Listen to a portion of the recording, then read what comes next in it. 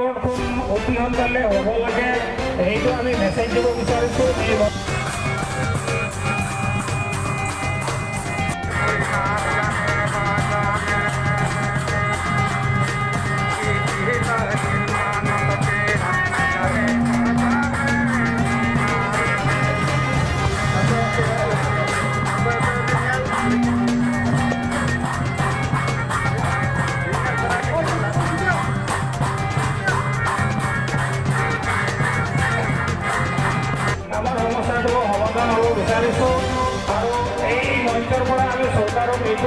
Manotan noa tinya 166-tong sit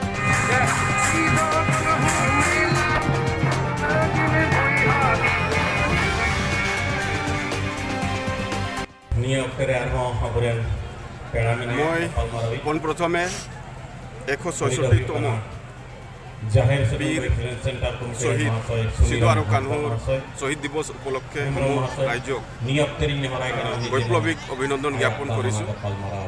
আমি বিশেষকৈ 5টা বিদ্ৰোহী সংগঠনে মিলি আজি যোৱাকালিৰ পৰা 3দিনীয়া কাৰ্যসূচীৰে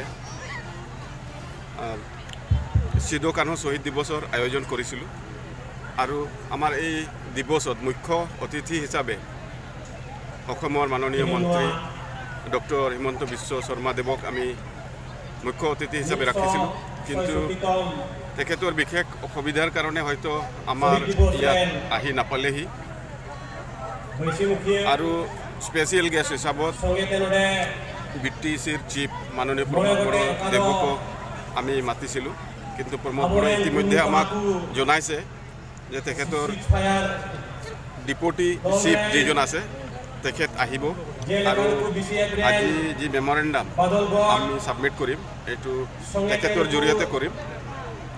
যি কি নহওক আমাৰ এটা বৃহৎ উদ্দেশ্য আছে জাতিটোৰ স্বাৰ্থত।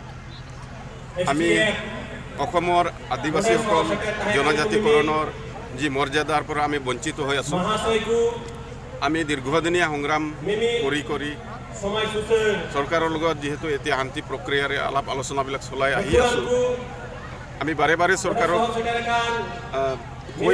কৈ আহি আছোঁ যে আমাৰ 5টা বিদ্ৰোহী সংগঠনৰ লগত যাতে আন সংগঠনৰ দৰে অনতিপলমে অহা বিধানসভা ইলেকশ্যনৰ আগতে যাতে 5টা সংগঠনৰ লগত শান্তি চুক্তি স্বাক্ষৰ কৰে, তাকো জনজাতিকৰণৰ দাবীটো 1 নম্বৰত ৰাখি পেলাই আমি ইতিমধ্যে চৰকাৰক দাবীচনত আমি প্ৰেৰণ কৰিছোঁ।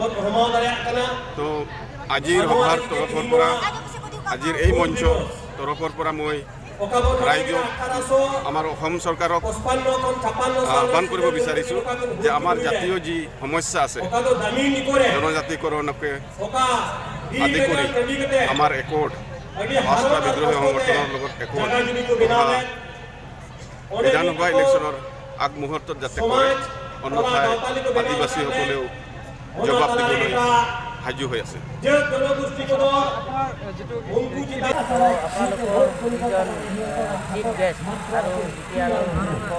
কিন্তু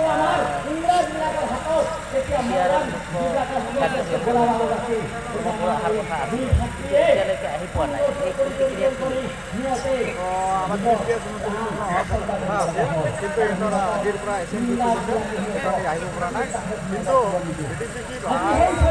কথা আছে, কিন্তু ৰাস্তাত আছে আহি আছে উপস্থিত আছে।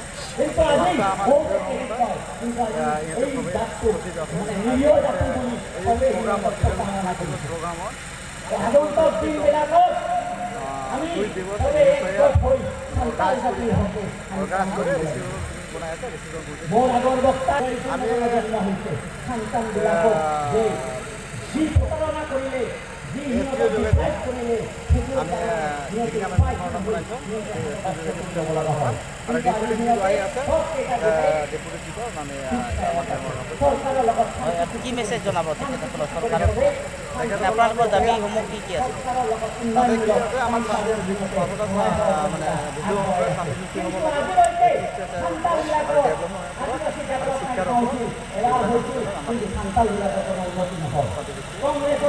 আৰু BTR-ৰ ভিতৰত সান্তালী ভাষা বা সান্তালী মিডিয়াম বা মাধ্যমৰ শিক্ষাৰ ক্ষেত্ৰত আপোনালোকে মেমৰেণ্ডাম ছাবমিট কৰিব লাগিব। আমি মেমৰেণ্ডামত ৰাখিছোঁ আমি